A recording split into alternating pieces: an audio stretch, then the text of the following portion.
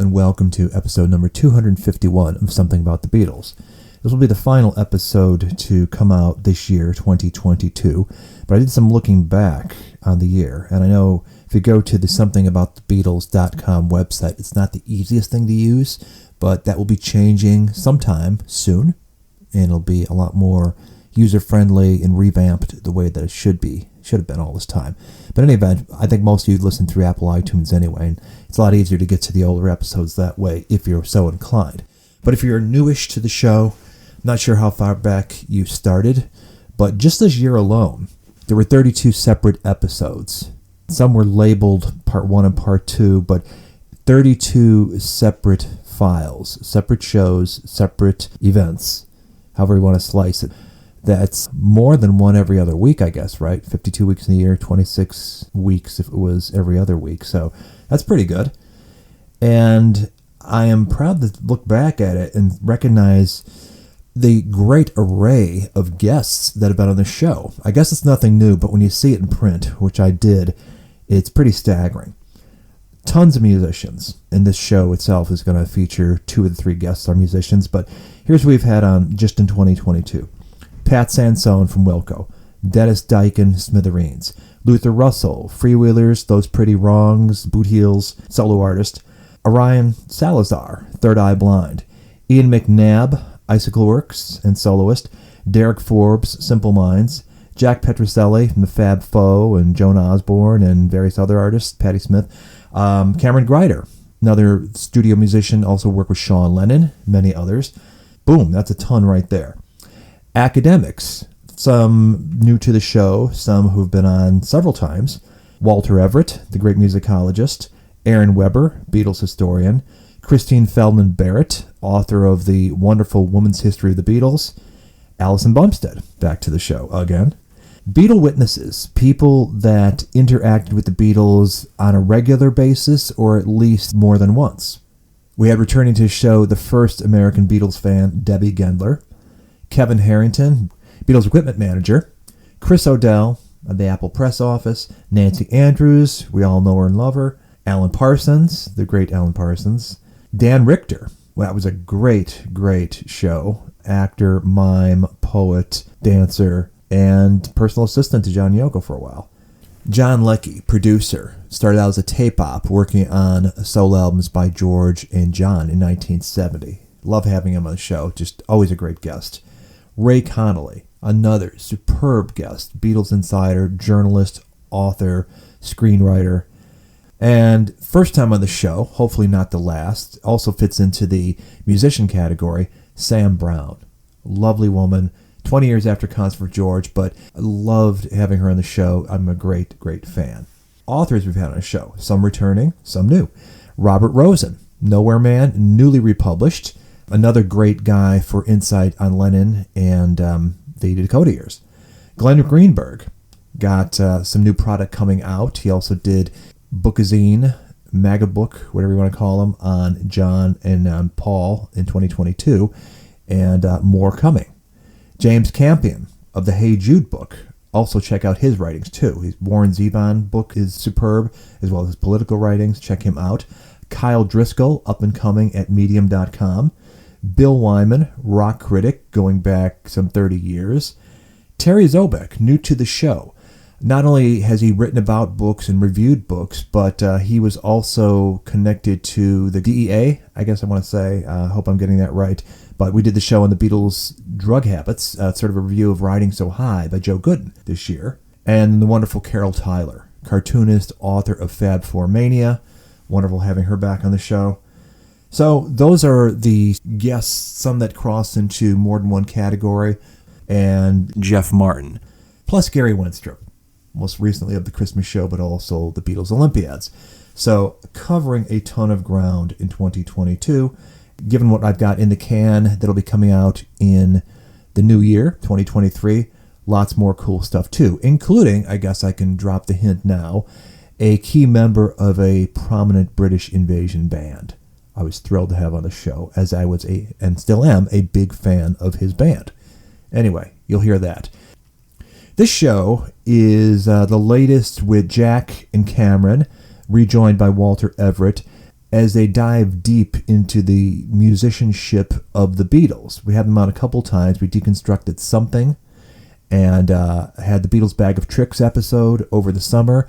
Walter's back with them, and as they get ready for another edition of the RPM School, a class that they have online that you should check out their website, rpmschool.com. I'll have it posted on the site. Great stuff from them. This was centering on Revolver, of course, the October deluxe treatment that just came out. And I will tell you now that this will be the first of at least 3 projected shows I'll be doing on Revolver. There's a guy who wrote a book on it. People have been asking me from day one, what do you think of it? What insights have you gotten? All that sort of thing. I thought it best to sort of spread it out over multiple episodes, and this is the first of them. I want to touch on something right away that I got asked about a lot, and that's the bass playing on She Said, She Said. And with some of the studio tape that's emerged from the box that we didn't have access to before, that shows Paul's voice on the day of recording She Said, She Said. Well, it was never in dispute that Paul was in the studio that day. We knew he was there at the onset. Where it comes into question is whether he's playing bass on it or not. There's a couple things I wrote about in my book, and I think it's still kind of up in the air.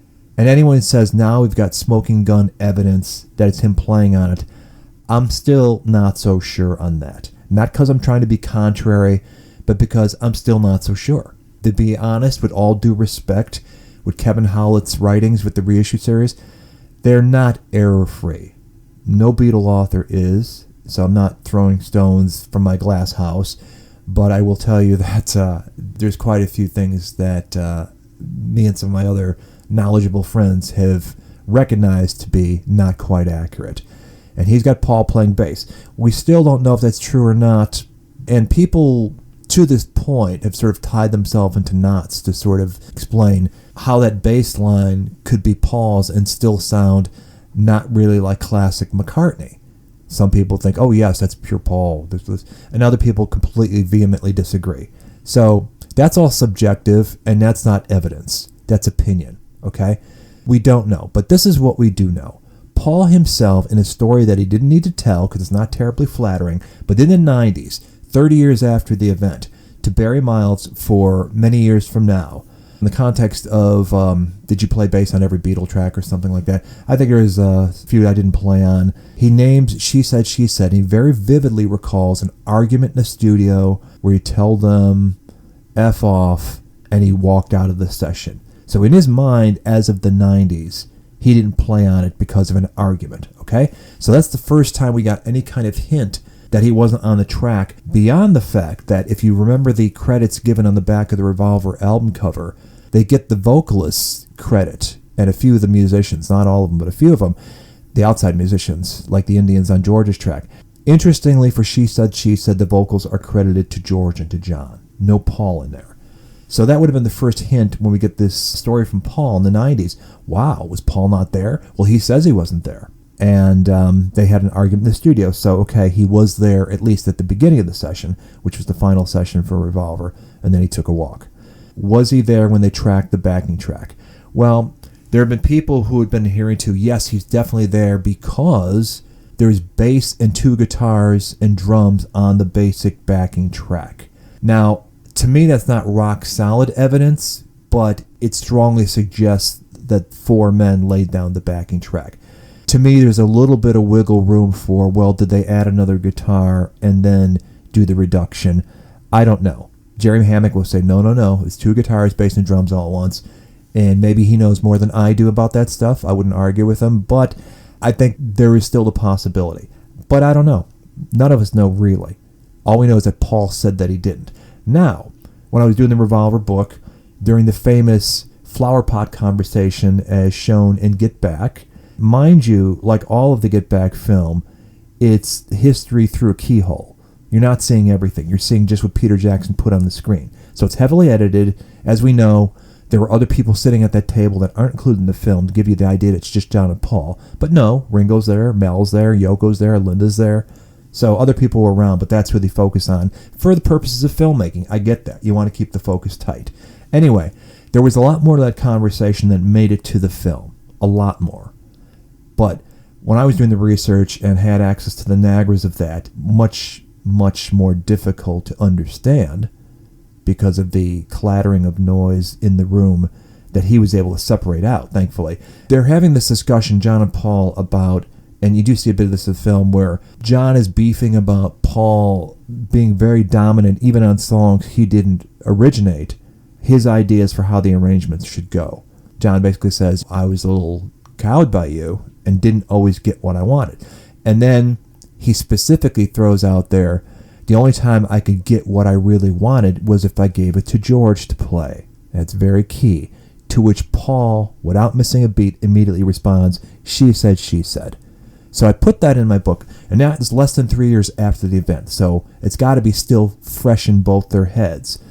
Now, you take those two pieces of evidence coming straight from the Beatles, one 30 years later, one less than 3 years later, and it strongly suggests that there was a beef about the arrangement, possibly specifically the bass part, and that John had an idea a certain way, Paul disagreed, and finally he was like, fine, you do it, and stormed out.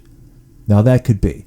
Now, if we stick to there's 2 guitars, bass, and drums in the basic track, so he must have laid it down, then stormed out. Were they beefing about the vocal arrangement, or just the song generally, how it was stitched together with George's help when he went out to Weybridge and worked on the song with John? We don't know exactly what the bone of contention was. We probably never will. I'm just putting it out the table as that's what we know. We know that Paul left because of a disagreement with John. We know that John said, I can only get what I wanted if I gave it to George to play. He doesn't say George to sing. If it's a vocal part they're having a dispute about. So could it be a guitar part even? And maybe the bass wasn't the problem? We don't know. It could be all of the above, any of the above, one of the above. We don't know. But I don't think the new set particularly sheds further light. Your mileage may vary. We touch on a little bit in the discussion of Revolver. I just wanted to get that off the table because people have been asking, and that's what I think we know right now. You're bound to disagree with me, and that's fine. I'm not putting myself as the be-all, end-all answer. I think it's a fool who wasn't there, especially decades later, who says, well, this is how it happened. You don't know. All you can do is extrapolate from the things you do know, and certainly their own memories aren't these infallible instruments of recall. None of ours are. And if Paul remembers 30 years later that he didn't play bass on there because of an argument, that's the kind of thing that I would think would stick out in your head. I didn't play my own main instrument that I took such pride in because we had an argument about the part. I wouldn't think your memory would conflate with something else on there, but maybe it would. We don't know. That's how Paul remembers it in the 90s and in January 1969. We just don't know. I guess no matter what's been documented in any book, if you're not in the room, you can't say 100% certain. Anyway, on with the discussion of Revolver with Jack, Cameron, and Walter. And started out with us talking a little bit about the Hey Jude episode. Speaking of Hey Jude, I checked out that podcast that you did with James. Oh, yeah. And I got to say, when you first told me about this, I was like, really? Okay. But a book on Hey Jude. It is finding the world in a grain of sand. It is that. Yes. And I was quite entertained by the podcast and what everybody brought forth about that. Everything that was happening in the Beatles' lives, what was happening in 68, the influences, I just completely went down that rabbit hole. I was really impressed. And just imagine how many other songs in her catalog you could probably do that and be on solid ground. Yep. We were talking about that a little bit at the end, Day in the Life, Strawberry Fields. I'm sure there's any number of things you can get that much depth out of. Yeah. And, the coupling of Hey Jude with Revolution, which was all about 1968, right? All about student protests and everything. Yeah. And the timing, it coming out August 26th. What was that? That was like the week of the Democratic Convention in Chicago? Yeah. Yeah, a lot to tie together. Street Fighting Man had just come out as a single. I'll just never forget the thrill of seeing that label the first time with a shiny black sleeve. I don't know. Something about it was like magical. And whoa, different picture on the B-side. Just so many thrills with the Beatles for me. A very personal thing. It's amazing. I get chills when I hear you say that because I could totally see that as like you used to life as it is. And then this new thing from the most innovative, forward, cutting-edge band in the world comes along. It's like, this is the way of the future. Here it is. A simple thing like the design of the Beatles on Apple It just had never happened before. I also love that it's pointed out that that's the last time the Beatles entered the studio together to make a single, because they were a single band, right? I mean, they had to work on singles, and after that, they never had all four in the same room at the same time working on a single together. Oh, well, yeah. Ballad of John and Yoko. Two of them. Right, that was just the two of them. Yeah. Yeah. Right. But Something was an album track until they pulled it as a single. Uh-huh. And so they would Let It Be. They were all in the studio at the same time for Something. Yeah. Yeah, even John on the George track. Even John, though not much of his piano part remains in the final version. But if they'd left that coda on there, you would have had that early clue to the new direction for Plastic Ono Band and Remember. Right. Gallop over each other. Yeah. The dirge. That was a good one. So, Walter, you've got something special for us. Thinking about our course coming up on Revolver, the first thing I did was go back to John Wynne for the Lifting Latches and Way Beyond Compare, all the key EMI sources, and then just reading a lot of other basic approaches to the music. I'm going through a lot of reading to get ready for the course and listening, of course. I've gathered 380 tracks of various mixes and all the different releases and remixes and in their different configurations to go through. But one thing in starting to think about the course that's really struck me, I'm really interested in the poetry of Revolver, and not just the topics like psychedelia and the Indian influence and so on, but the poetic technique of the songs. And, you know, we know Pete Shotton told Lennon in 1967 that the literature masters at Quarry Bank were now teaching Beatle lyrics. And we know how that led to Walrus and so forth. But there is so much going on in their poetry writing.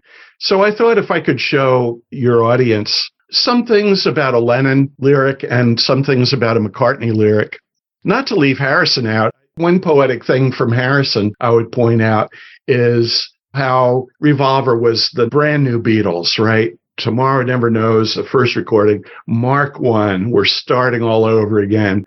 Taxman opens the album with a count in that is a total recomposition of 1, 2, 3, 4, you know. So I think Harrison is commenting on the distance between Revolver and the opening album and their first single recording when he titles a song Love You Too, which incomprehensible title, right? It doesn't mean anything. It doesn't relate to lyrics in the song, but it's kind of a pun on Love Me Do, right? Love You Too. So I'll give George credit for that, whether he deserves it or not. But I thought a lot about Tomorrow Never Knows and Eleanor Rigby. So I thought I'd talk a little bit about that. Tomorrow Never Knows, it's well known that Lennon took lines from Timothy Leary's book, The Psychedelic Experience, his version of the Tibetan Book of the Dead that was written as a guide for acid heads. If your mind is conscious of things, these are the things to think about to help you with your journey. So on page 14, we read, whenever in doubt, turn off your mind, relax, float downstream. And Lennon may have enjoyed the rhythm and thought of adding a word, the word and, to that. So it became turn off your mind, relax, and float downstream. And anyone who's studied English poetry, especially Elizabethan writing, but through the 19th century, will recognize this rhythm, turn off your mind, relax, and float downstream, as iambic pentameter. By that, I mean an unstressed syllable followed by a stressed syllable called an iamb. Turn off your mind. There are 5 iambs per line. Turn off your mind, relax, and float downstream. That's iambic pentameter.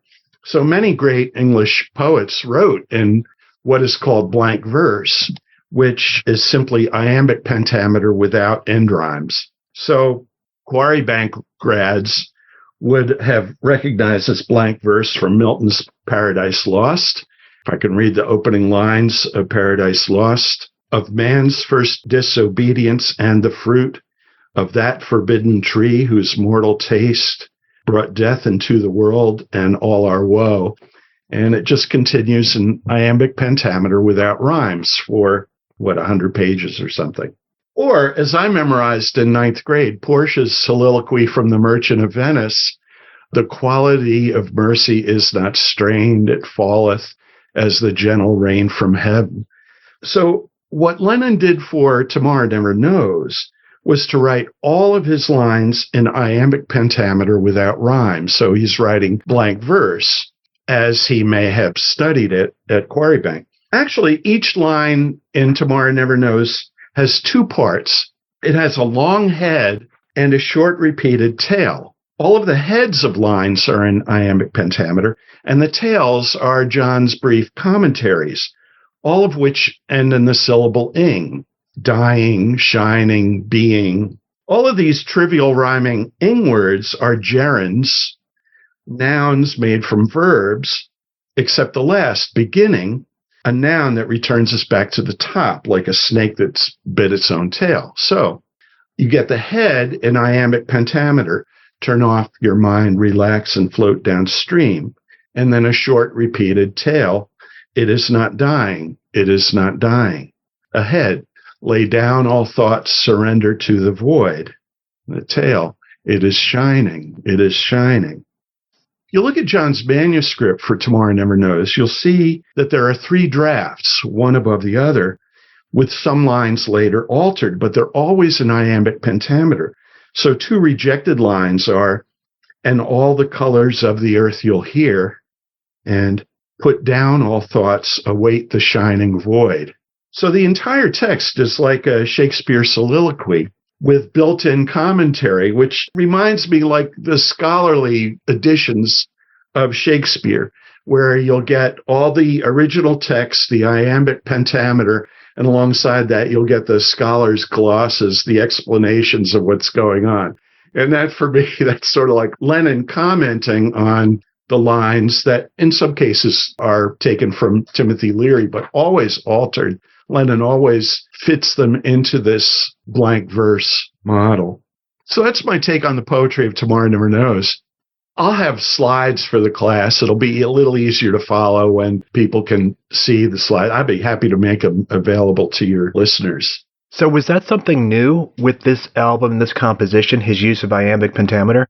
I've never heard it before in a Beatles lyric or any other rock song for that matter. Doesn't mean it doesn't exist. Right. But along with everything else they're doing for the first time with this recording session and this particular track, it's another departure from what they've done to this point. Exactly. It's part of their new maturity, right? They're making an effort to be artistic. They played with it in Rubber Soul at times. There's some real artistry there that goes beyond where they've been before. But I think throughout Revolver, there are very few moments, maybe like in Good Day Sunshine, which has its own novel ideas, that you're not really in this new world that hasn't been approached before. I think that's a really good way to think about it. Very cool. I don't know, Walt, you're always blowing my mind, and that it just blew my mind again. Listening to Tomorrow Never Knows, sonically and lyrically, it was something that's completely mind-blowing. First time you hear it, and even now, you still when listening to it. And I knew what the inspiration was lyrically, but I never had it explained to me like that in terms of Shakespeare, Elizabethan prose. But yeah, again, with so many things with the Beatles, and especially with his lyric writing and poetry, how much was Lennon, did he really give that a lot of thought, or did that just happen in a way given the circumstances? But regardless, there it is. And that's his sensibility, because he was very well read, came from a cultured household where maybe had the shelves lined with stuff like this. Whatever he didn't get at school was at hand in his environment. So it was entirely within his scope to have these influences and this sensibility cultivated. Here they are self-consciously trying to make a departure from the way they approach things on every level with this album. And so, you know what, if we haven't written songs that are based on sort of literary standards or precedent to this point, here's the chance to do it. And as Walt lays it out there, it absolutely aligns with that. So it is the first song without having a typical rhyme, A, B, A, B. It's the first time that the Beatles had done that. Well, they'd experimented with internal rhyme a good bit, but more McCartney than Lennon, I think. I think I write about I'm looking through you. If not, I can make a slide available that shows the interesting rhythm of rhyme that's not all end rhyme, and I'm looking through you. Would It's Only Love be an example of internal rhyming? Yeah, that's a real over-the-top example from John, isn't it? That he was embarrassed by. He always is embarrassed by that song, right? I refuse to put John in the past tense. Anyway, I'd known Tomorrow Never Knows for probably 40 years before it struck me, iambic pentameter. So that's why I can't say it's never been used in rock music before. I don't know. There may be like English folk bands, but they were generally active after 1966, later 60s. And certainly not something on a commercial level that everyone would have been familiar with it. It would have been very niche. Oh, yeah. I've never read any reference to that song being recognized as being iambic pentameter. But those Quarryback dudes, they may have been onto something there. And imagine somebody declaring Lennon as doomed to failure. What would be the attitude? Oh, man, this is pretty interesting stuff here. All that time you thought he was sleeping in class. That's right. But you're right. I mean, Mimi had all the books, and he loved the entertainers who reveled in wordplay and his own readings. Aside from Mimi, he was very interested in words and poetry. And then the Beat Poets, of course, were at the center of where the Beatles were in early 1960 anyway. Oh, sure. So we saying this is the first Beatles song without rhyme? It's possible. Let's think about that. Because it's occurring to me how radical that was in song, and to some extent still is. Song versification is so much more conservative than literary verse, where you had abandonment of rhyme and even of meter early in the 20th century, or even in the 19th century, right? Yeah, certainly by the early 20th century. I think Walt Whitman wrote stuff without rhyme, even in the... Well, yeah, and he worked in blank verse, as did Arnold and, other British poets, Coleridge. Oh, right. Abandoning rhyme is even earlier because blank verses dates back to Shakespeare and beyond, right? Yeah, so it's even earlier, right? Right. There's something about song that seems to require rhyme. Yeah. Artists generally start with rhyme as a constraint that they want to work in, right? But Lennon abandoned that, and it may be the first time. We'll just have to keep our ears open. Yeah, so this is radical. So when I turn to Paul's writing, in 1985, I published my first essay on the Beatles. It was about She's Leaving Home. And in that song, I was really struck by Paul's line, she goes downstairs to the kitchen clutching her handkerchief. The assonance of the K and the CH sounds, kitchen, clutching, handkerchief, allows one to hear the young woman sneezing and weeping as she descends the stairs to leave her parents, right? And since then, the amazing line has reminded me of the phrase in the Honeymoon song, which McCartney sang. He repeats the long I with a Z sound, I-Z-E, like eyes. And bright as the skies are her eyes, the horizon is open, right? And singing lines like that may have led McCartney to come up with something like Kitchen Clutching Handkerchief. In a National Trust tour I took in Liverpool, this was the tour that went into the houses on Forthland Road and Menlip Avenue. Very knowledgeable guide talked about a conversation he'd had with Paul about Paul's relationship with his father over this. There's a very famous photograph by Mike McCartney of their dad sitting doing crosswords in the back garden, right? Jim McCartney was a big crossword fanatic. And this guide told me that he had told Paul, you got to pay attention to words. You got to be able to smell the words. They've got a texture. You've got to be able to feel. And I think this sensibility, as much as Jim's teaching Paul how to harmonize and writing music hall type songs, I think the attention to lyrics was something that was encouraged by his father, ironically, even though The only song we know by Jim McCartney, Walking in the Park with Eloise, has no words to it, right? There's no lyrics. Maybe he just didn't feel adequate to the task, but Paul kept working in this direction. So this sensitivity to word colors in his lyric writing, I think it shows in three ways at least. One is with internal rhyme that we've been talking about. Another way is the sort of rhythmic pattern that we've talked about in Tomorrow Never Knows, where patterns like I-ams and such are repeated to an expressive end. And a third way is with the kind of assonance, similar sounds being repeated, as we've noted in She's Leaving Home. So Paul began Eleanor Rigby with a very bluesy chorus that doesn't have any poetic pretensions, but this is what Paul started with as far as we know. So the authorship of particular lines of poetry in Rigby, it's very contested, right? Lennon has said that McCartney had the first verse, but then threw it out to whomever was around, with himself, Shotten, Ringo, and Mal Evans as giving credit as contributors. So regardless of the initially proposed ideas for lyrics, I believe Paul may have been the one to craft them into the poetry, as had John with the lines he found to borrow for Tomorrow Never Knows. In the verses, lines have three parts. They each have a fanfare, a head, and a tail. Every line opens with a 5-syllable fanfare, each with only the fourth of those 5 syllables stressed. Eleanor Rigby waits at the window. Father Mackenzie, look at him working. Interestingly, the rhythm of these fanfares is identical to the stress pattern in the tails of Tomorrow Never Knows. Eleanor Rigby, it is not dying. Waits at the window. It is believing.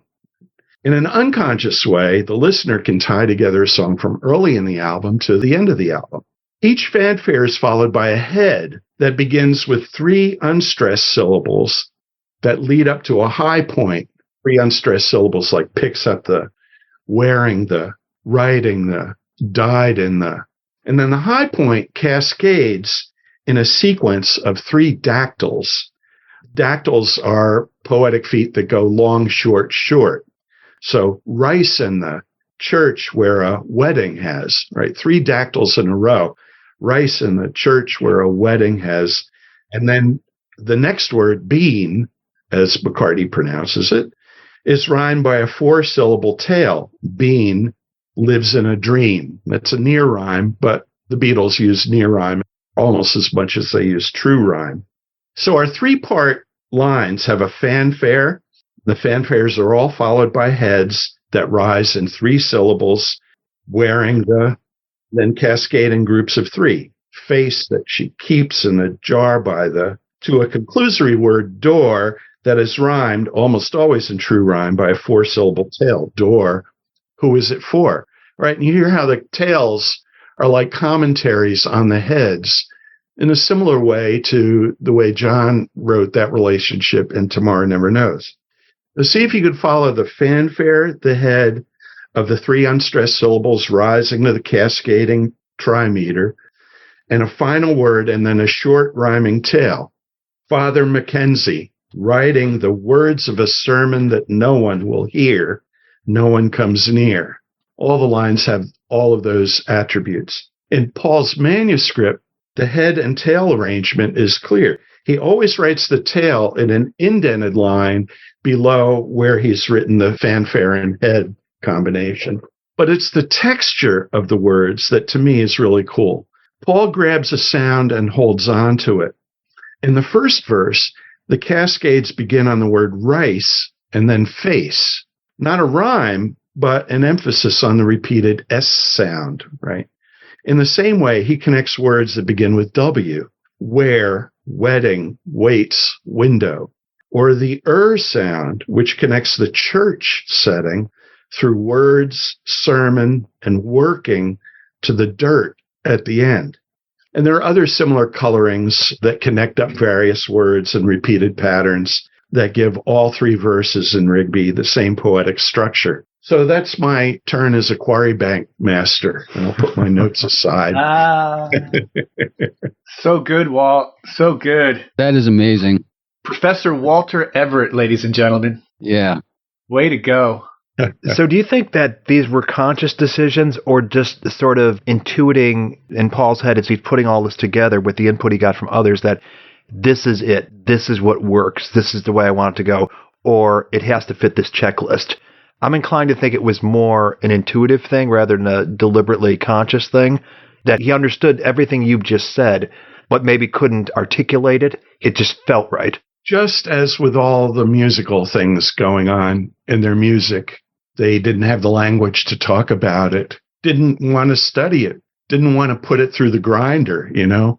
And I imagine you're right. I imagine it was probably not a conscious decision. If there were more in their lyric drafts, starting from their very first ideas, progressing through the final version, we might be able to answer that question. But I think in this case, at least, knowing that, you know, Lennon said he contributed words and Mal Evans and the others are given credit for coming up with ideas, to me, that makes it more remarkable that McCartney ended up with these same patterns in each of the three verses. So maybe the others were inspired unconsciously as well. Oh, I like that. Waits in the window. You know, I can come up with something fitting that. Yeah. They were tuned in. They were tuned in, but it worked out. And, you know, for Lennon to disparage Paul going, even to Mal, he says, even to Mal, you know, Mal came up with some great, great stuff. And that may be him playing the organ on Tomorrow Never Knows, too. I don't know. Just that one B flat chord. Mal Organ Evans? Yeah, Mal Organ Evans. Well, I don't think I'll be able to unhear that now. I know that I have that association floating in my head for sure between those two songs, and your idea that the rhythms of the short line and the long line are reversed from Tomorrow Never Knows to Eleanor Rigby is amazing. It's amazing, isn't it? Yeah. And now I'm hearing the words to Eleanor Rigby with the music to Tomorrow Never Knows. Writing the words of a sermon that no one will hear. Father Mackenzie.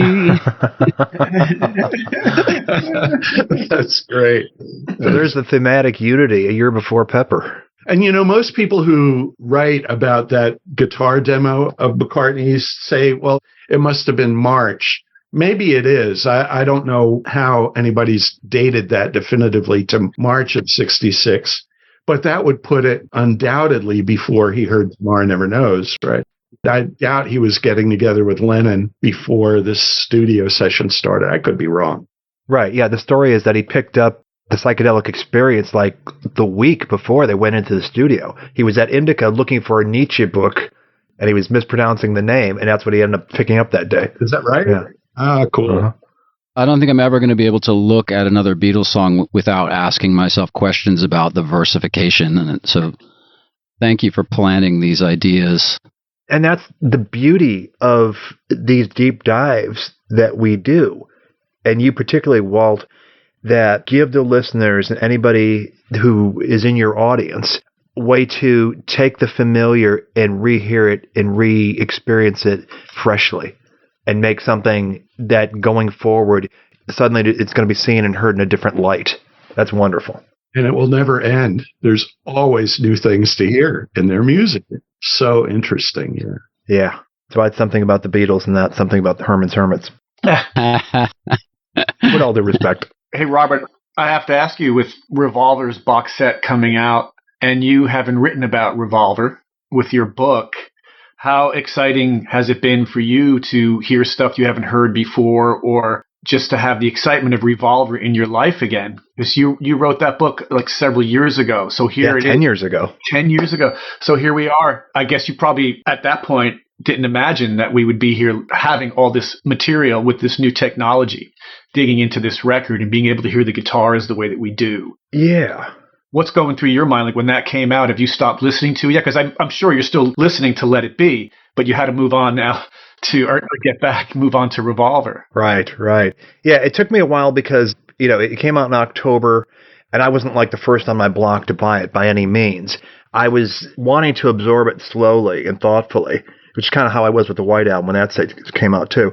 And to me, the most revelatory stuff is the demos and the studio stuff that hadn't been bootlegged to this point. And it's amazing to me because we'd been told pre-67 there wasn't a whole lot of stuff, that they'd pretty much pillaged it all for anthology, and that was it. Like that rehearsal tape of I'm Only Sleeping with vibes on it, things like that. And I was thinking, okay, they've scraped the barrel dry. I guess there is nothing more to justify a Revolver set. But then along came Peter Jackson, and then lo and behold, I guess there is more studio tape of stuff from those sessions. So when they say for the first 5 albums or so, there really isn't anything to work with, I would double check that.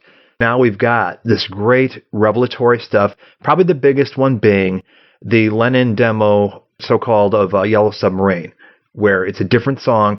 And then in plain sight, apparently there's a contemporaneous interview John and Paul gave where John says something about, I contributed the verses and Paul had the hook and we just kind of tied it together. So there it was, a song he'd started to write till it got repurposed for this kid's song into In the Town That I Was Born, Lived a Man Who Sailed the Sea. So how resourceful to take something that when you first hear that tape of John singing that, it sounds like something that could have been in Plastic Ono Band. There's a layer of pathos to it and very deeply personal to him. And for him to be thinking of expressing himself that way so directly in 66 is amazing, even though we know with I'm a Loser and Help that he'd been sort of filtering his personal experiences into Beatle music before completely turning it into something commercial and kind of disguising its origins of deeply personal stuff. So there is a beautiful example of something that was around that who knew it existed. And it really now casts that song in a different light. Yeah. If I could interrupt, Robert, what I love about that is, yes, the way it comes between In My Life and Strawberry Fields as a way to get really personal. Yeah. But it's really personal if you think that no one cared, that was replaced by Lived a Man Who Sailed the Sea. And who's that? It's his father, right? His father sailed the sea. And that's what he started with. He started with this, nobody cared about me in the town I was born. When I was a kid, I was all alone because my father left me, right? So the tie to Plastic Ono Band is huge. Yeah. It's there, man. It's latent. Box set really provides you with an opportunity to see how the band worked in the studio, how they edited themselves. When you look at Got to Get You Into My Life, and you hear the first version, and you hear the second version with all those guitars and that fuzz guitar, those are the horn lines. The guitar lines ended up becoming the horn lines, right? Love You Too, listening to that demo with just Harrison on the guitar, he already had it mapped out. He already had the instrumental section. The guitars that happened for Revolver, like when that record came out, the way that the guitar interplay, whether it's And Your Bird Can Sing, whether it's Dr. Robert, whether it's She Said, there's bands that made a career out of just doing that, right? Like Television, 2 guitar players in the same room on the same recording, XTC, bands that you just hear that guitar interplay. What it becomes available now with this new technology and hearing those isolated guitars like that, I'm hearing those 2 guitar parts in She Said, you know, you have and that other one.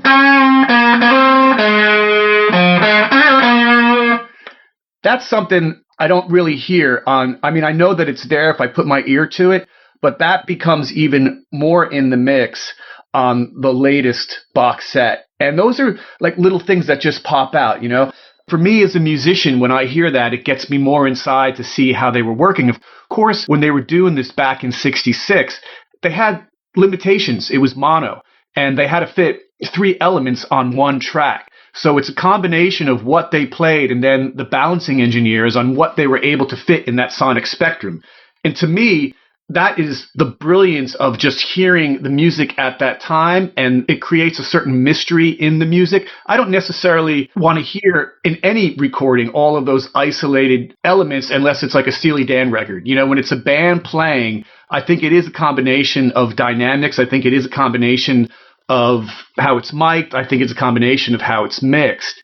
So there's a freshness, obviously, to this new Revolver box set and all the things that we're getting to hear that we didn't hear before in the music, right? I'm not saying that it's better or that it's worse, but as a musician, having that perspective is really, really exciting. Yes. As you were saying, the insights into the way the recordings were developed, the arrangements were developed, the editing that went along the way, that to me is the fascinating part. Going back to bootlegs probably in the 80s and 90s and then Anthology, where you're hearing the earlier takes of Strawberry Fields, the full-blown one that got rejected, things like that, where you get the sense of whatever it is they're working toward for specific songs, they've got a vision. And even when they put it all down and you stand back and look at what you've done, a perfectly acceptable and exceptional record maybe for somebody else that they're still dissatisfied with. No, that's not quite it. So that to me is the real value of these deluxe treatments of the Beatles stuff, is anything you can get that takes you further into the process. And you guys are professional musicians. I've dabbled in music, but still, as a Beatles historian, it's fascinating to me because it's like the trail of breadcrumbs to how their minds worked to arrive at this endpoint. And the ideas that they throw out along the way or what they're not quite getting at. As an aside, now we're talking about Revolver. Ever since reading Lewison's recording sessions book back when it came out in the 80s, and he made the mention that before George had the idea of bringing in Clapton for While My Guitar Gently Weeps, because he was not quite satisfied with what he was getting, he was trying out backwards guitar parts for that. And I still don't understand why we haven't heard that, if it exists, and Lewison heard it back in the 80s, why it wasn't part of the box set. But that's the kind of stuff that fascinates me, is the things that were tried out and discarded along the way before they arrived at this endpoint of these wonderful recordings that we revere to this day. Yeah. There was an article this past year on Ron Carter. For those of you who don't know, Ron Carter is a jazz bass player. He's a musician. I think he's in his 80s right now. And it was in the New York Times, and it starts out with him basically saying, I'm still trying to find that right combination of notes. Because in music, that's what we do. And as Walter had pointed out with the lyrics, that's what we do. And for the Beatles, we keep seeing this on how they edited themselves. They knew it wasn't right until they got to that place. And now having access to all of these recordings and these rehearsals, we're like following that breadcrumb. Keep following those breadcrumbs and that evolution. We just finished our last semester for RPM was early influences of the Beatles. And so with that, we're looking at all of those BBC recordings. We're looking at their stage set for Hamburg, for the Cavern. And you're seeing all these great artists, these great tunes, whether it's Elvis, whether it's Motown groups, a number of them, right? And even in the Hey Jude podcast you did, you guys were referencing Lend Me Your Comb, right? Something that Walter brought up was Trying to Get to You, which is an Elvis recording that he compared that to Spite of All the Danger. And there it is, and you can hear these influences, but the Beatles completely made them their own. So having access to these tracks now, like when we do our class and we have the segment where it's the virtual bands, it's wonderful to be able to like reference and say, oh no, this is how it's done and this is how you play it, and then you put all these elements together to make a recording. I think with that, maybe Cameron might take it from here and give a demonstration.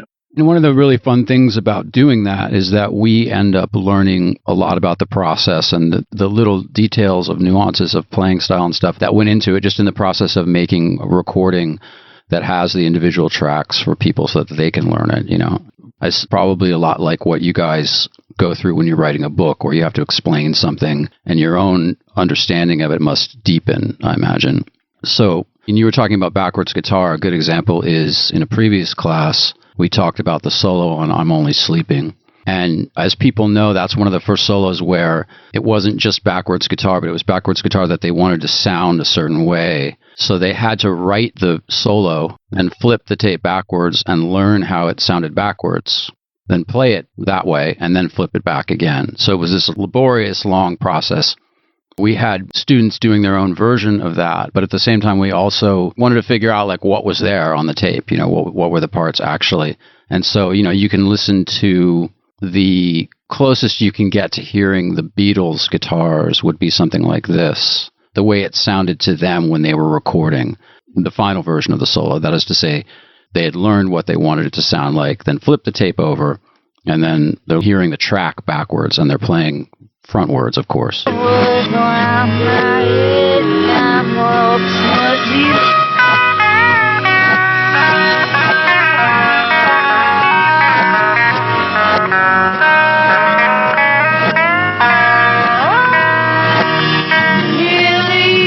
So that gets you part of the way towards figuring out what they're doing there, right? But there's still two guitars on there, right? And it's a little bit of a mishmash. So we did our own version of the track with individual bass and drums and everything like that. And then we have these frontward versions of the solos. And then you can... That way you can listen to just the solos.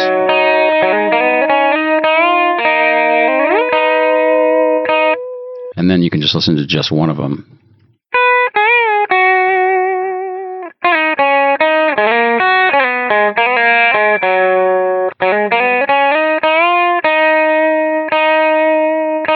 So it's a little bit like removing layers of the marble to hear. And it's funny to hear at the bottom of all this kind of country sounding. Almost like a faux pedal steel lick, and then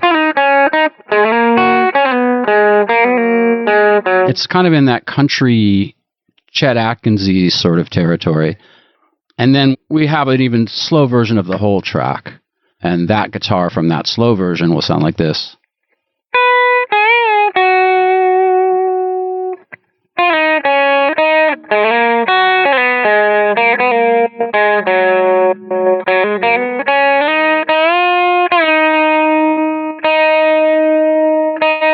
So you can sort of zoom into it, and there's also a video showing how to play it, and then you could listen to it in combination with the other guitar.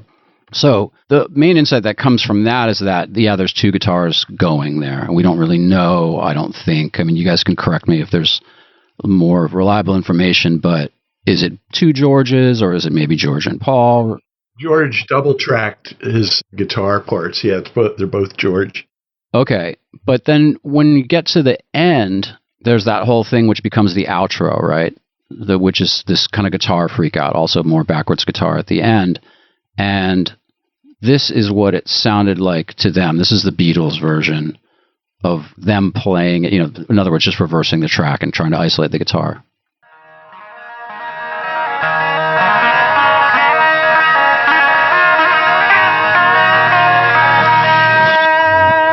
So again, just listening to one guitar. I'll play one of our versions imitating it, just one guitar.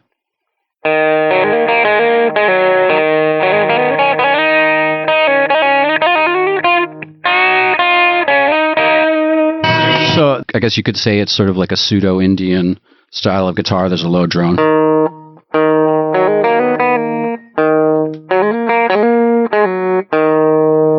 Sorry, here. I'll do it again. There's a low drone. There are all these kind of pseudo-Indian melismas, right, and grace notes. So it's hard to say, but when I hear that, it really puts me in mind of Paul's style and that kind of pseudo-Indian thing that he goes on Taxman,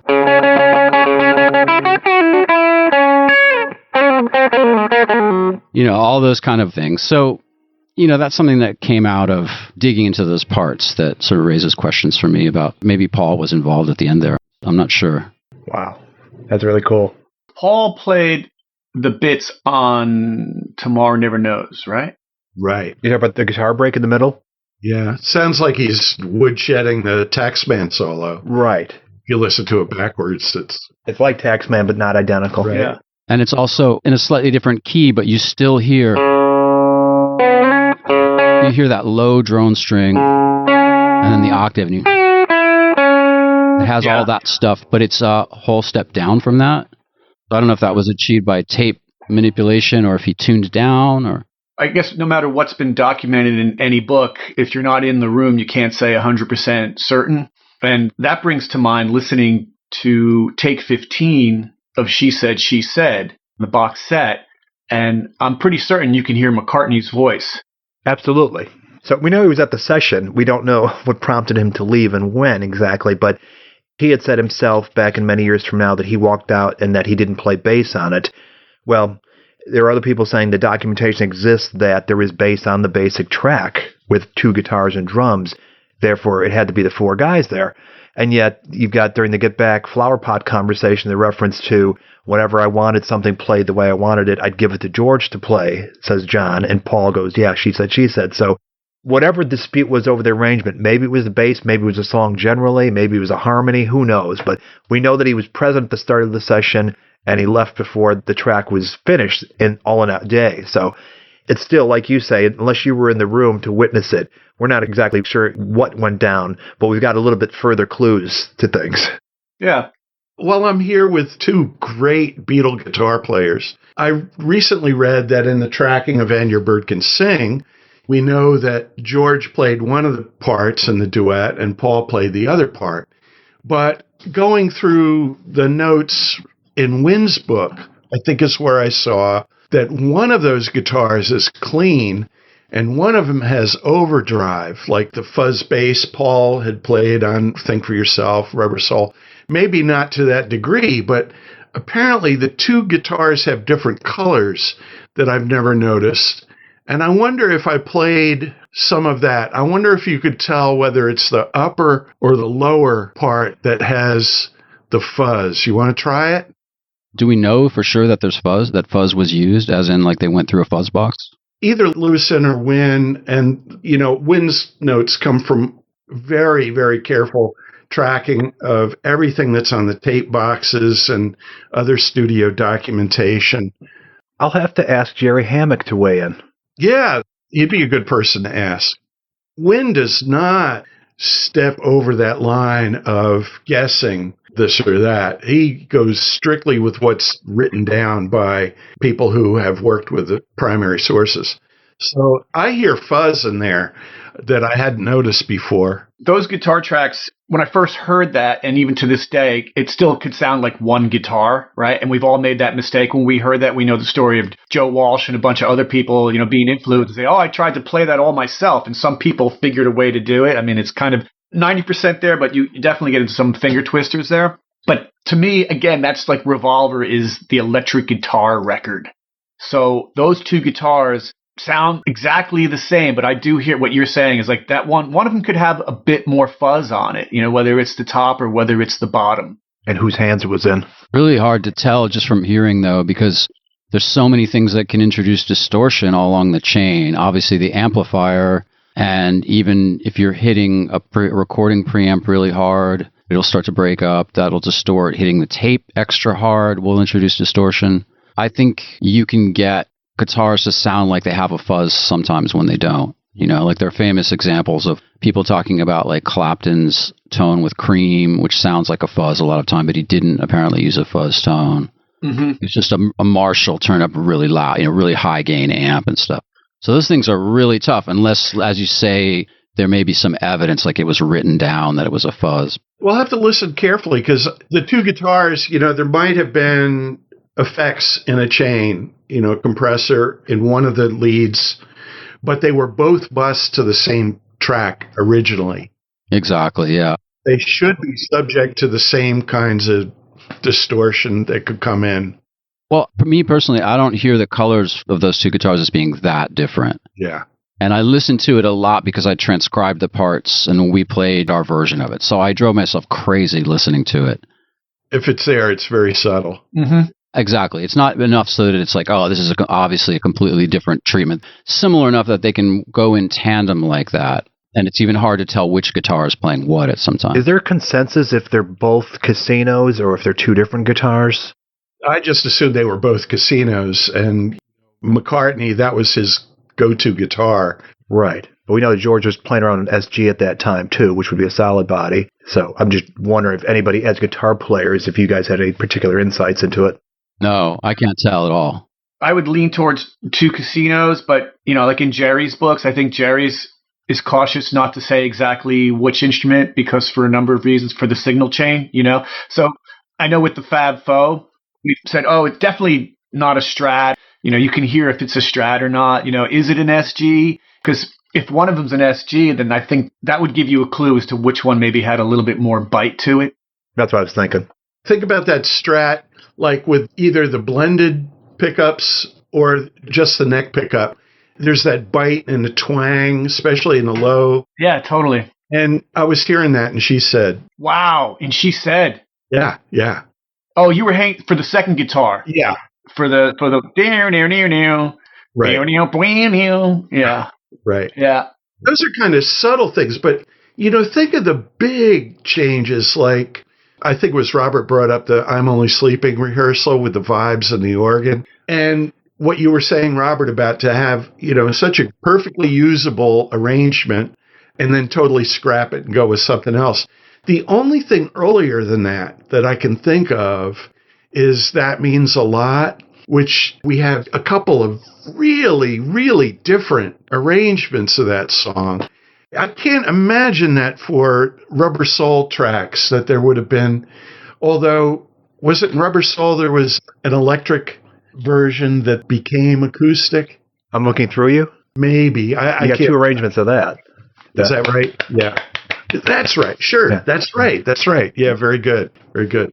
But in Revolver, I think that it's just part of their studio life. They were now a studio band doing all the arranging and a lot of the composition in the studio, which is going to inform the rest of the way they work together. Talking about She Said, She Said, it's amazing to me when you consider, now that we're really diving deep into it, the intricacies of that arrangement and the guitar parts, and you've got the organ or harmonium in the background, and Ringo's unbelievable drum performance on that was all done in a day. How much time did they have to prepare for this, walking into the studio? Did they have the stuff already worked out, or did they all do it on the fly? The thing that comes closest to that is just as impressive to my mind is Bulldog was not a song they went into the studio to record. They were making a promo film, and they decided, well, as long as we're here, we might as well work on something. Rock solid arrangement, knocked out just like that. Yeah, so many examples like that. Yeah. Day Tripper, supposedly written in the studio, start to finish. It's scary. Yeah. Lucid has 9 hours as documented for She Said, She Said. 9 hours from start to finish. Jeez.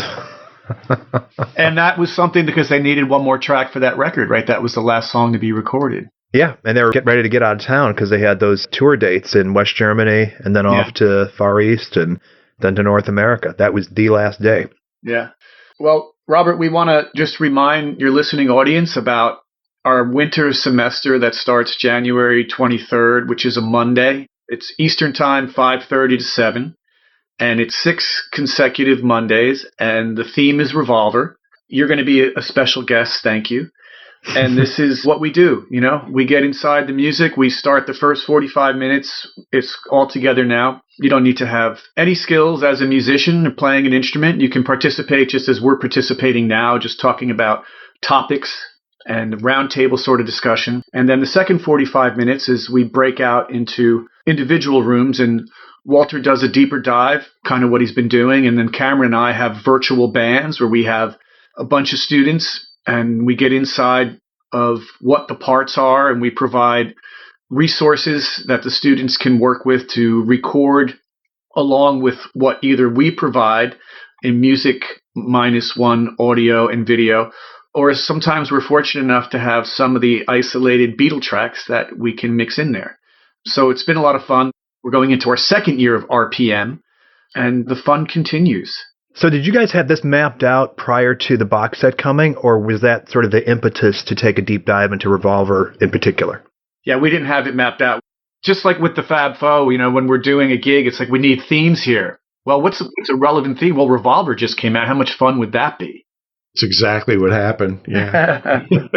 So presuming all of us have listened to it at least once or have acquired it and have been working our way through it, was there anything particularly revelatory beyond what we've discussed? Anything that blew your mind? Or do you have any particular takes on the Giles remixes? Was there anything that jumped out at you as like, wow, I didn't hear that before?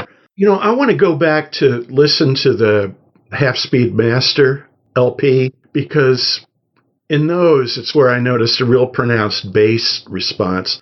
And that's what I was getting from the Giles Martin mix, the beautiful bass. Like in I'm Only Sleeping, to hear those double stops just pop out at you. Yeah, and the kick drum. I was going to say the kick drum especially. Like in Taxman? Yeah, or the kick drum like in Sgt. Pepper, for instance, like you're hearing stuff that was kind of just blended in before, and now you're hearing a pattern that I was like, wow, I didn't realize it was that pattern. Yeah, and that's one thing that I would say. It's hard for me to say that I don't like the remix is better in that way. Like the 2022 remix of Taxman, I can't go back and listen to the old mix and hear how thin the bass and drum sound on the low end and say that I prefer that. As much as I'm used to the sound of the original recording, a lot was lost by generations of tape and extra compression. It just sucked the low end out of the mix ultimately. And your ears might be more acclimated to other remasterings and remixes and modern recordings and things too. Yeah. I would point out one thing that does bother me a little bit with the AI application of this stuff is the little audio artifacts that pop up. For instance, like when you're trying to separate a tambourine that's locked into a lead guitar track, and you get little things like that, little blemishes along the way. So to me, the value, as it's always been with the Giles stuff, is that if it can shed some light or make you hear little things that weren't as obvious before, that's great. But I don't think they'll ever be my go-to. They're just like a novel variation on what you already love. And those will always be the primary. That's speaking for myself. Yeah, I would say that for most of them for me too. Right. It's always open to debate, of course. But yeah, as a listening experience and as a learning experience, I'm so pleased that these mixes exist. And as I was saying earlier, with the limitations of mono and them having to combine 3 elements per track and balance all that stuff out, there's definitely a magic there. And the fact that the Beatles were sitting behind the console for those mono mixes, those molecules definitely come across. And I was going a lot of comparing, of just going back. I was jumping around from what Giles did and then looking at the 2009 remasters and then, listening to mono versions too. So it's a wealth of information. But with the new mixes, some of it, like I'm Only Sleeping, sounds like a new band. And the way that the acoustic guitars are separated, it sounds distant to me. It doesn't sound like it's the band playing. It doesn't sound like it's all gelling in a certain way, in the same way you talked about like blemishes with a tambourine. I'm amazed at some of the recordings that when you listen to certain Beatle takes that ended up becoming finals and you listen to them without being mixed yet, you almost hear at times a little out of tune-ish on an instrument, or you might hear a little bit of a rub that you don't notice in the final mix. And I'm sure that's because the balance engineers, whether it was Emmerich or whoever was behind the console, they found ways to tuck this or tuck that, or something else took precedent over that where you wouldn't notice that little flub that now you might notice more. Yeah, that's a really good point. Which is okay. Yeah, it humanizes things, doesn't it?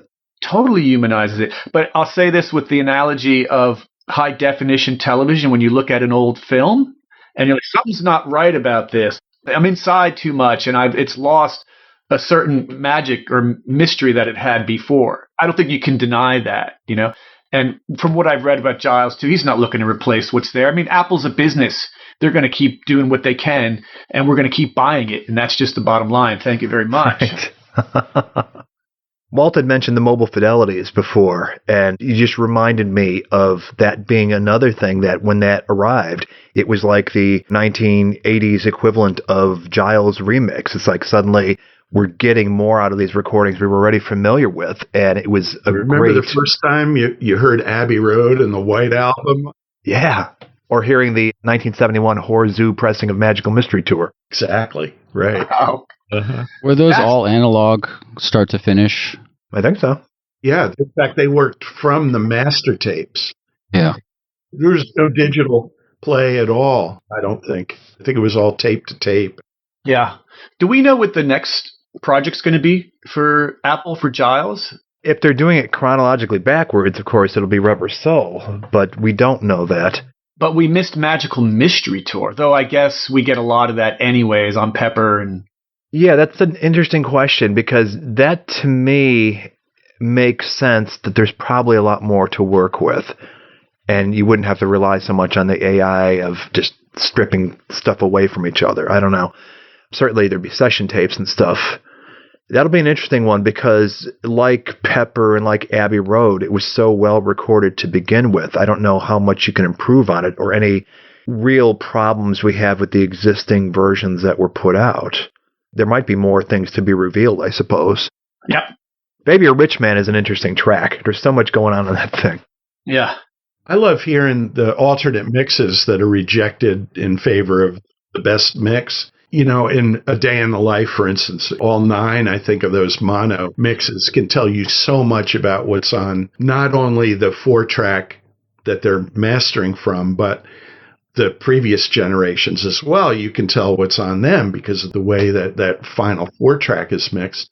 But there was a great purging of the EMI tape library in late 1966, and a lot of the alternate mixes were thrown out, mono and stereo. So thinking about Rubber Soul coming up, I don't think we could look forward to all kinds of alternate mixes like we have with later stuff. Well, they could do a corrective of the stereo mixes at least. Absolutely, yeah. That's the thing the world's crying out for. There's that recording, I think it's Think for Yourself, where they're all around one microphone and they're joking. Is it Think for Yourself? And yeah, you're talking about when they're working out the vocal track, that there's like an 18-minute tape or whatever it is that George Martin had tape rolling because he thought they'd get a Christmas message out of it. Right. Yeah. So maybe there's more of that. But when you say, Walt, that there was a purging in 66, was that just because EMI said, we have too much tape in the tape closet, just get rid of it? That must have been it. I didn't get reasons. I didn't hear reasons, but probably a lot of working tapes disappeared. You know, once a tape is chopped up, I don't know if there was a librarian for the collection or if it was all, second engineers who were shelving and locating stuff from the stacks. Well, thank God the Beatles didn't send their stuff over to Universal. All the companies that have had fires. And I had the pleasure of, a while ago of being at Capitol, was doing something there, and they took us down into the basement and showed us the tape room that they had. And, you're looking at handwritten sleeves of everything from, I can't even remember, from Sinatra to the band. And it was there, it looked like you could have written it or I could have written it, and it was still intact. It was still there. So you just wish you can go back in time with a wheelbarrow and just happen to be in front of Abbey Road on the day that they were purging this stuff. It's like, put it here. I'll take it home. You guys have probably heard the story about Olympic Studios when that shut down and they were filling dumpsters with tapes. Oh, no. And Pete Townsend had to negotiate with somebody who had uncovered like alternates of the Who's Next tracks to get the tape back. And that's what they used when they eventually put out the expanded versions of those things, is Pete Townsend had negotiated with the guy who pulled the tape out of the dumpster for the alternates of Won't Get Fooled Again and stuff like that. Whoa. Oh, that's great. Yeah. So much was just completely just thrown away, as we know. I don't know if you guys are familiar with Amanda Parrish. Am I saying her last name right? She has a book called Don't Sell at Any Price, which is about 78s and all the 78s that were recorded in the 20s from Columbia and Victor, and just how a lot of them were just, when the factory shut down, they were just thrown into a lake, thrown into the river that was accompanying the warehouse. All this stuff was lost. And there was a time in the 50s and 60s when there was a resurgence of all of that blues stuff, whether it was Charlie Patton or a number of other people. Collectors would go to the town where the warehouse was, and they would knock on doors just to see, hey, did you happen to have a relative who worked in the plant? Might there be any 78s that were laying around that you might want to get rid of? And there's stories of John Fahey, who was collecting that stuff, who would get like 2 copies of one thing and throw one out the window just so he had the only one. Jeez. Did much stuff get turned up that way? Some of it did, actually, by going to people's houses. But Amanda had even said that she took a scuba diving lesson so she could go down into the accompanying creek or river that was there to see if there was any shellac at the bottom of this bed, just to see if they could unearth any of these 78s that were long gone. And there wasn't. It was just a mess of darkness. But it was worth doing. Oh, yeah. Yeah, you could dredge the Delaware for the Camden RCA collection. Probably. Yeah. Probably all. They've done that with photographs, with glass negatives. That there's that book by that guy, Luc Sante, about, they were police photographs from New York City in the early 20th century that had been all dumped into the East River, but they were recovered from the river, and then he developed them and published this book of like crime scene photos from 1905 and stuff like that. But it's too bad that recordings, that shellac records don't. Do you guys know the story of, I believe it was in Canada, some town where it was the end of the distribution chain in the 1920s for film. And they'd been through all the theaters, had played their way. I don't know if they worked their way from east to west or whatever. But rather than ship the prints back to the studios, at the end of the line, they just dumped them. And we're talking like a lot of silent films that were thought to be gone forever literally just filled a hole in the ground. Wow. And it got discovered like in the last 20 years or something like that. And they uncovered it, and they were able to represent to the world films thought to be lost. And these are obviously chewed up prints, but they weren't all completely worthless. They were actually able to salvage stuff from a hole in the ground filled with silver nitrate silent movie prints that were back in distribution, and that was where they ended up. Mm-hmm. Amazing. It's a long way from Revolver, but... Yeah. Well, you can just circle back to this technology with what we have now. And in 100 years, where's the technology going to go with this music? And stuff that if you only end up with half of a song or half of something, will you be able to complete it just by what's there? I mean, we can kind of do that now in Pro Tools, but just given what technology is affording us, I don't know. I just begin to think more of like along the lines of science fiction, of actually like being able to holograms and bring people back or to sit in the room. Is there going to come a time with technology that we actually, without a green screen, can sit in Abbey Road from our home and actually experience a Beatles recording? I don't know. I mean, it sounds far-fetched, but... Maybe McCartney could get his brain chipped. Elon Musk could do that, and then we could retrieve everything. Oh, yeah. Something I've wondered about is, and we're getting closer and closer to that day, the third Treatles track, Now and Then, the Lennon thing that was never finished, and Paul has talked about, well, George didn't want to finish it, he put the kibosh on that, but it somehow exists in some state of completion with the three surviving Beatles on it. What if they sample George Harrison guitar parts or vocal parts or whatever they would need to do to Frankenstein that thing into releasable shape? Are we at the point where with AI we can simulate a George Harrison guitar line or a John Lennon vocal or something like that? And is this something we would want? No, but I'll buy it. Anthology 4 coming right up. If it's something that we would want and if it's something that we would buy, two slightly different questions, right? I don't really want this, but I feel compelled to buy it anyway. I'm a completist, yes. I'd have to hear it.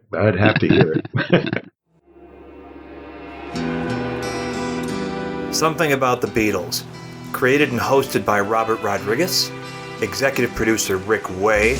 Title song performed by the Corgis. Something About the Beatles is an evergreen podcast.